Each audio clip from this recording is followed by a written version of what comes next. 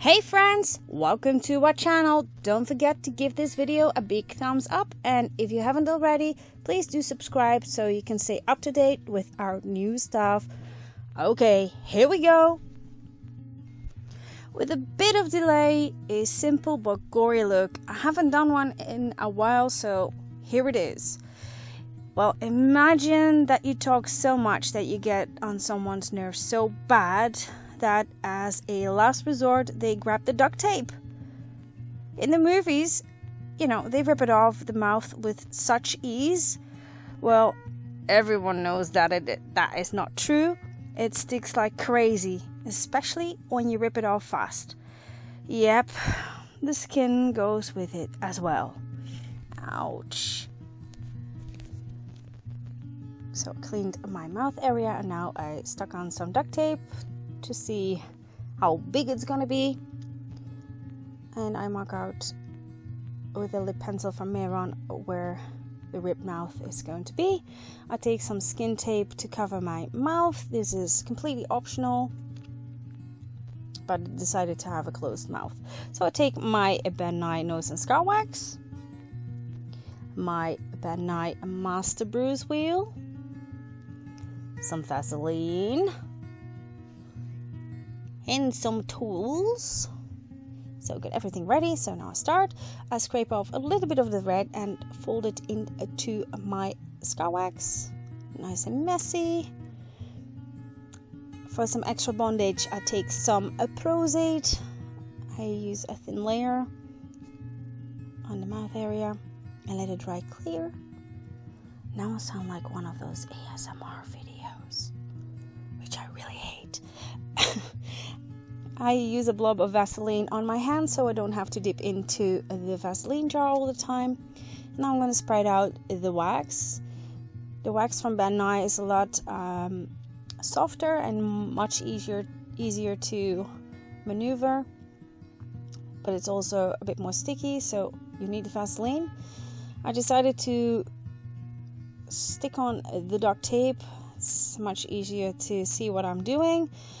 I stick it down with a little bit of skin tape, and of course I use some Vaseline to remove the tackiness of the duct tape.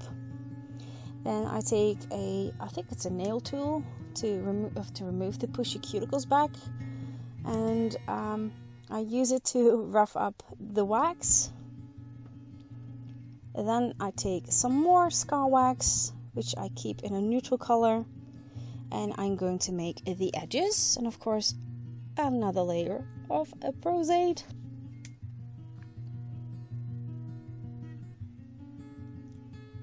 Roll the sausage, stick it down, and now the blending can begin. It's very easy to use the scar wax, but it takes time. So I'm gonna fast forward everything so you can see that I'll go all edges done. I'm gonna practice a little bit to see if everything is okay. Yes. I think I need to glue that down with a little bit of Prozac. Next step, we are going to take the spatula again, and I saw a little. Okay. I got my mouth closed and someone is calling me. Okay. Okay. So just blending the edges a little bit more. It's really hard to blend it on the side of your face because you really can't really see it. So could have done a better job on that, but hey, it will do. So to give it a bit more firmness, I'm going to use the Fixative A from Meron. And I cover everything with it, and I think I used 2 or 3 layers of these thin layers.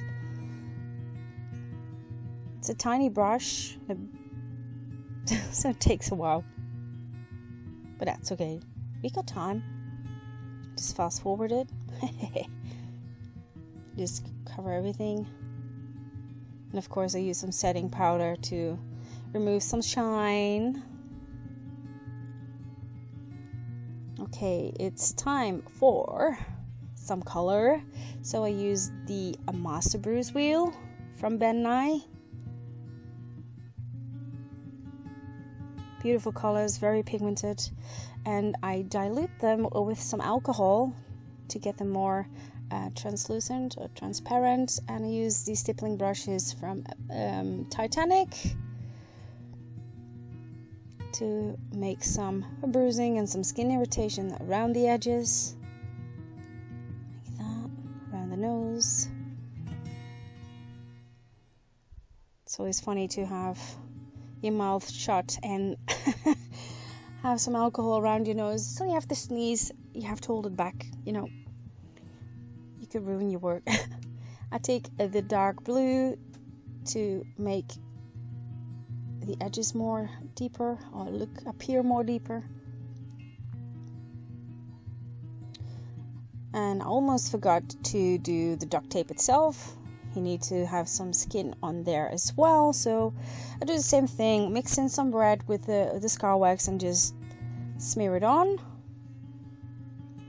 and a few layers of fixative.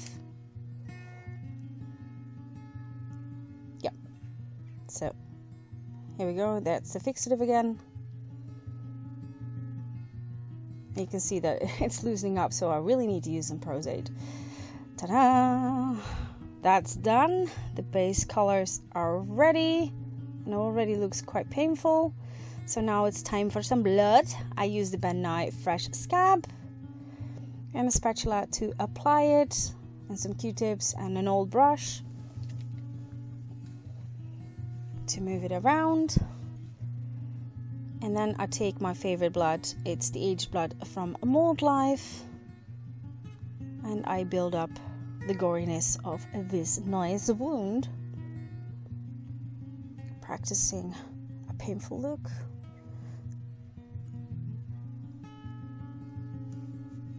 Then I take some stringy blood. I have a love-hate relationship with this. It's but if you rip off the duct tape, it has a nice little effect on it. I don't know if it's picking it up on the camera later on, but of course when you rip it off, you make your eyes go like full of tears. So you take some strong black from Chameleon and dilute it with some water, and use your fingertips and the Q-tip to make panda eyes.